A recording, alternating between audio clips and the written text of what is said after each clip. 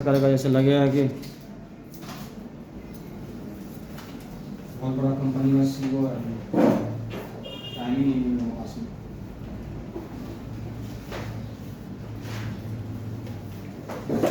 देखो 51 photo page number.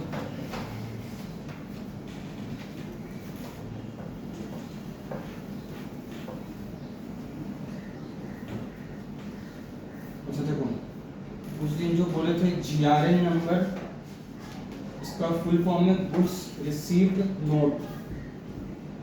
लिख लो बगल में, पूछेगा वहां पर, अगर शॉर्ट में तो बता देना। वहां पे स्टोर्स डिपार्टमेंट इसको प्रिपेयर करता है।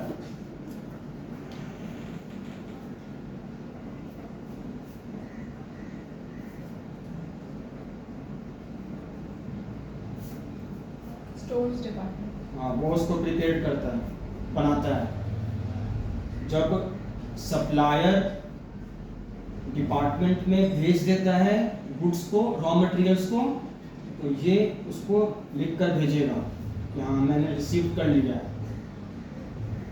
एसआर का मतलब है स्टोर्स रिक्विजिशन नोट।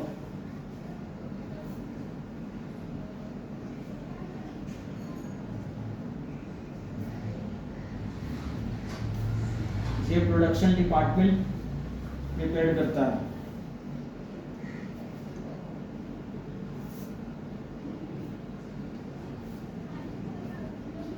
क्या बोले? Stores requisition, REQUISITION।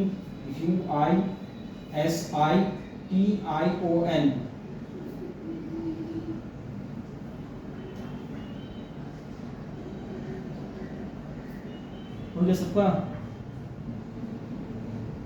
ये कौन प्रिपेयर करता है? Production department.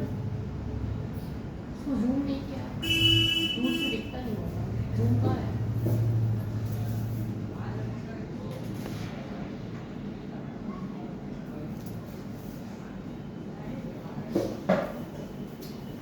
अब देखो, लास्ट क्लास में दो मेथड करवाए हैं, लिफो और फीफो। घर में सब कोई किया उसको? हाँ? अरे देखिए डिवाइस किया था। अब है तीसरा मेथड, सिंपल एवरेज मेथड। तो तुम इसको ध्यान से समझना। देखो, पहले जनरल व्यू दे देते हैं। मान लो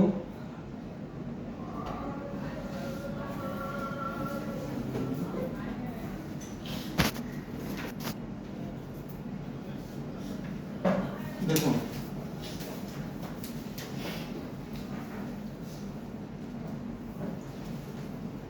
सिंपल एवरेज मेथड में क्या होता है, मान लो जैसे कि तुम 5 kg मैंगो लाई, उसका रेट था 25 रुपीज पर केजी। ठीक है, फिर दूसरे दिन क्या की तुम, फिर 10 किलो लाई, इसका कीमत है 35 रुपीज पर केजी। अब ये जो है, हम बोले कि इसको जो तुमको इशू करना है वो सिंपल एवरेज मेथड से। तो इसमें क्या करना है, इशू करने से पहले जो भी रेट रहेगा जितना लॉट का, उसका एवरेज निकालेंगे। मान लो 25 है, 35, यहाँ पर दो ही रेट है, दो रेट रहेगा इशू करने से पहले, तो उसको 2 से डिवाइड कर देंगे। ये हो गया 30 रुपीज। अगर 3 रेट रहा तो 3 होगा। हाँ, कुछ पूछना है किसी को? अब इलस्ट्रेशन करेंगे तो पूरा क्लियर हो जाएगा। दूसरी बात, इसको फीफो मेथड से भी ले सकते हैं कि हाँ, जो पहले माल आया है उसी को हम इशू कर रहे हैं पहले, ठीक है, क्योंकि खत्म तो होगा ना। और लीफो से भी ले सकते हैं, लेकिन कुछ नहीं लिखा हुआ है तो फीफो ही लेंगे। समझ में आ गया? तो कुछ नहीं लिखा रहेगा, अगर सिर्फ लिखा हुआ है सिंपल एवरेज मेथड से आप बनाओ, तो फीफो मेथड उसमें लेंगे कि जो पहले वाला क्वांटिटी मतलब जो है खरीदा गया है वो पहले इशू हम कर रहे हैं, उसका इम्पैक्ट, उसका इफेक्ट क्या पड़ेगा अभी जब बताएंगे तब देखना। पहले समझोगे इसको, अगर ड्रॉ करेंगे ना तो फिर हमको टाइम लग जाएगा, इसलिए बता रहे हैं सुकून से।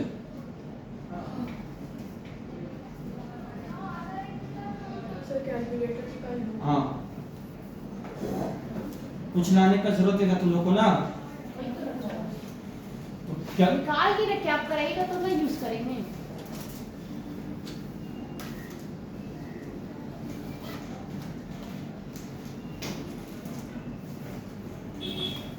A manufacturing company purchased and issued a certain material in the following order, ठीक है, डेट 2019 लिखा हुआ है, जनवरी 1, ये सब तो जैसे जैसे पढ़ेंगे वैसे वैसे रिकॉर्ड करेंगे। लास्ट वाला लाइन पढ़ ले रहे, prepare a stores ledger pricing the issues at simple average cost. समझ में आया? सिंपल एवरेज कॉस्ट मेथड है। प्राइसिंग मतलब जो हम इसको करने का मतलब ये होता है ना, हम जो इशू कर रहे हैं, स्टोर्स डिपार्टमेंट जो इशू कर रहा है प्रोडक्शन डिपार्टमेंट में जो रॉ मटेरियल्स, वो किस प्राइस में इशू कर रहा है, ठीक है। अब क्या है यहाँ पर पढ़ते हैं, 1 जनवरी को परचेज किया 600 यूनिट्स, 4 रुपीज पर यूनिट है, यहाँ पर यूनिट्स में दिया हुआ है, तो रिसीट्स में लिखे यहाँ पर, ये कोई ओपनिंग बैलेंस नहीं है, ये परचेज किया है, ठीक है।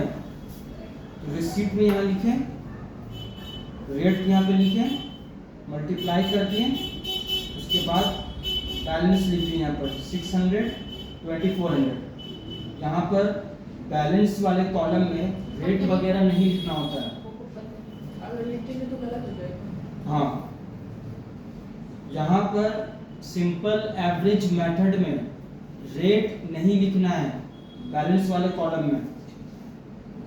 समझ में आया? तो फिर 4 जनवरी को परचेज किया 300 यूनिट्स, 4.20 पैसा, मतलब 4 रुपया 20 पैसे में खरीदा हुआ। रिसीट्स यहाँ लिखे, मल्टीप्लाई किए, 1260 रुपीज आया। टोटल जो मेरा क्वांटिटी हो गया यूनिट्स में वो 900 हो गया। इसमें किसी कुछ पूछना है 900 कैसे आया, और ये दोनों को ऐड कर दिए यहाँ पर परचेज वाला, टोटल आ गया 3660 रुपीज। कुछ डाउट है? अब देखो 6 जनवरी को इश्यूज किया है 500 यूनिट्स, ठीक है, डेट देंगे और 500 क्वांटिटी यहाँ पे लिखेंगे। हाँ, अब निकालना है मुझे रेट सिंपल एवरेज में। इशू करने से पहले मेरे पास 2 रेट का माल है, ठीक है, 2 रेट कौन सा है, 4 रुपया और 4.20 पैसा, ठीक है। तो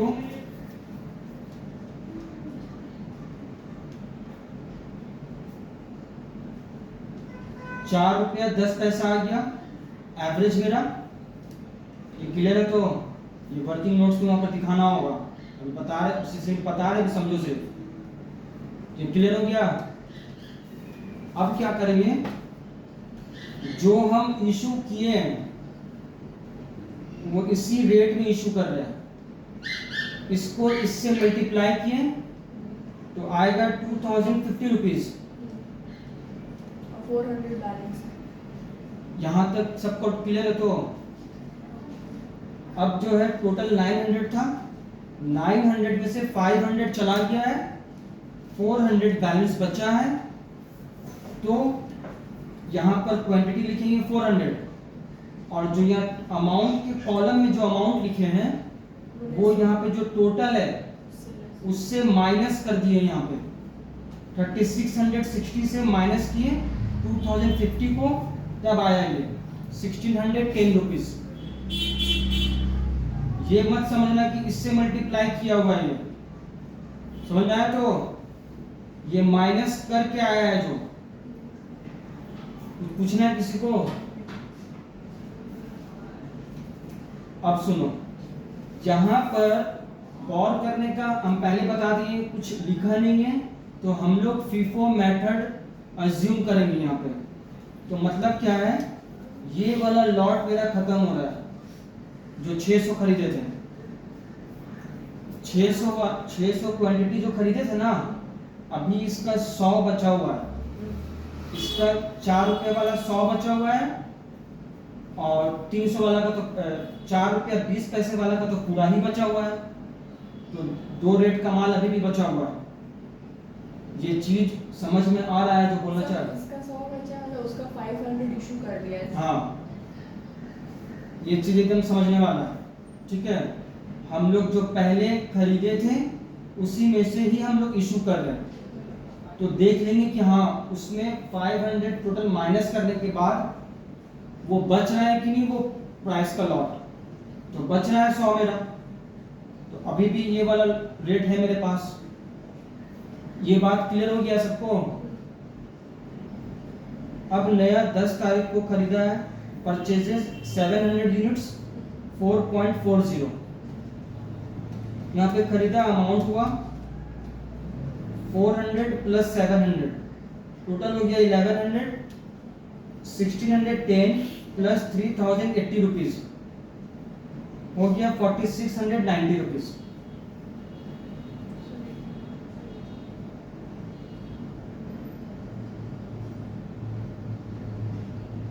क्या हुआ, क्या दिक्कत है? Deep calculation.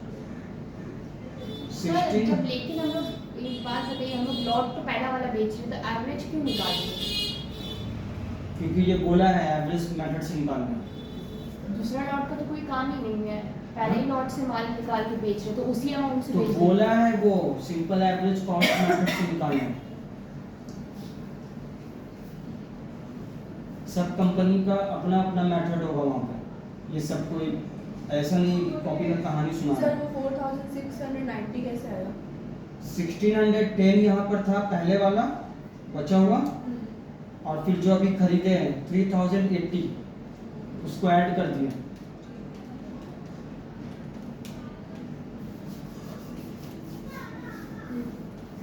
आगे समझ में?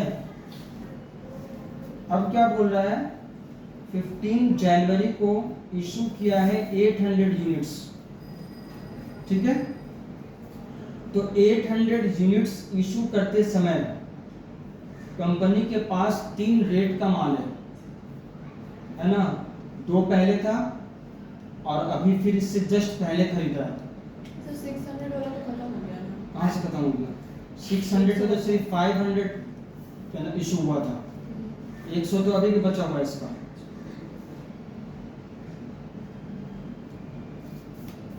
क्लियर हुआ? तो यहाँ पर इसको डिवाइड करेंगे 4 प्लस 4.20 कितना रेट हुआ? 3। कितना आ रहा? 4.2 आ रहा एवरेज। करके देख लो भाई, सब करके देखो, आराम से देखो, कोई दिक्कत नहीं है।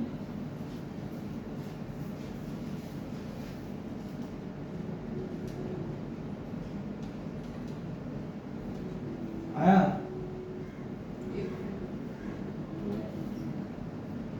फोर है, फिर 4.2 है और फिर 4.4 है। Divided by 3।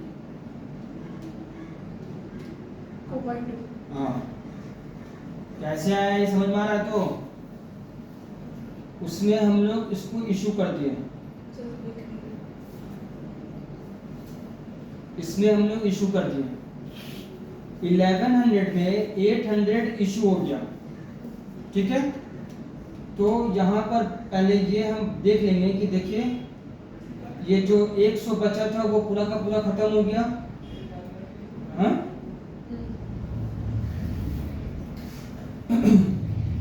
300 वाला जो है वो भी खत्म हो गया, और 700 में से सिर्फ 400 लगा है।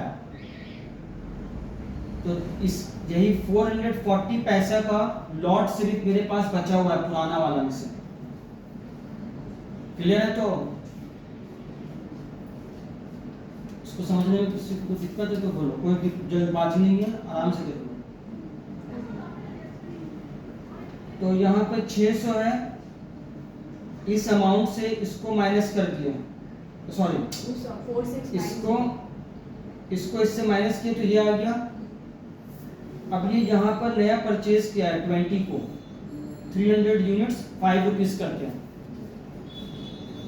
इसको और इसको प्लस कर दिए 600 यूनिट्स का कीमत यहाँ पे लिखा हुआ है 2830 रुपीज आया है ऐड करके।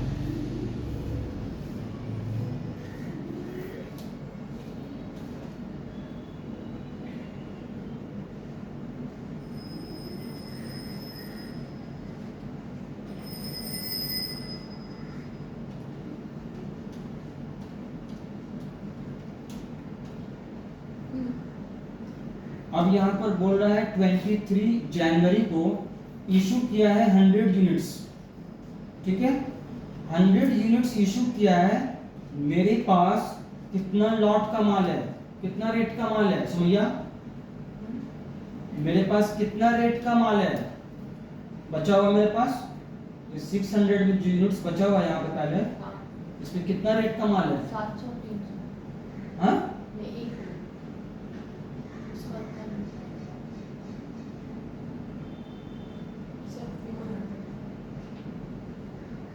हम बोल रहे हैं कि रेट पूछ रहे हैं, ये 600 में कितना कितना रेट का माल बचा हुआ है? 440 और 5 रुपए। सही बोल रही है समझ साची।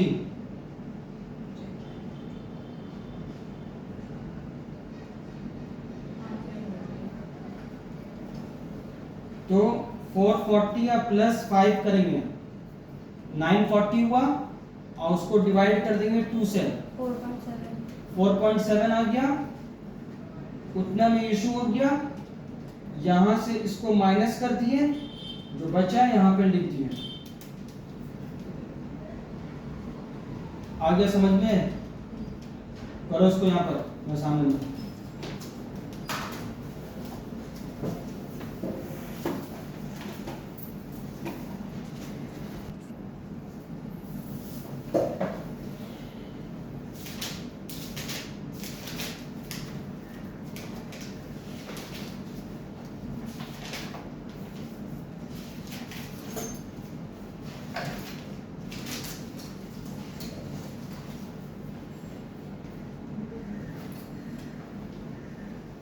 थ्री नंबर से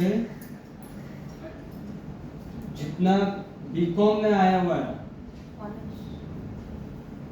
वो सब प्रैक्टिस करना है। अब सुन लो पहले मेरा बात।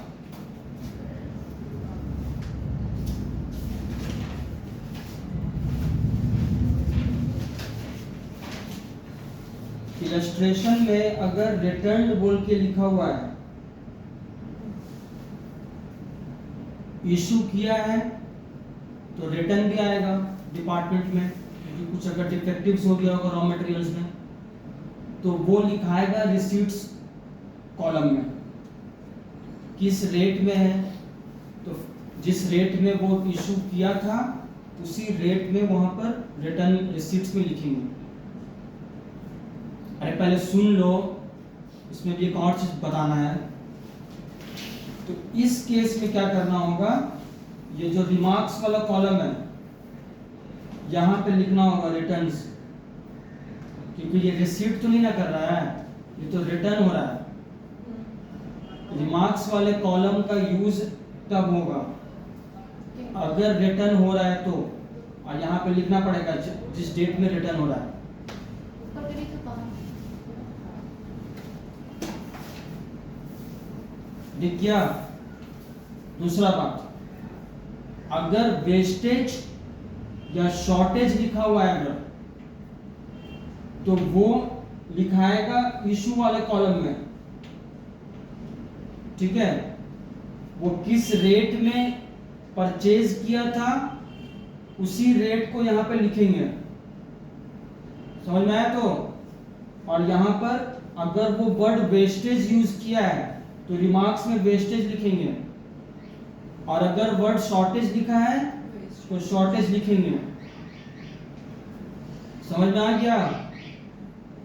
यही दो चीज बताना था। तुम लोग को अभी क्या करना है, 24, 25 और 26 ये करके आना घर से।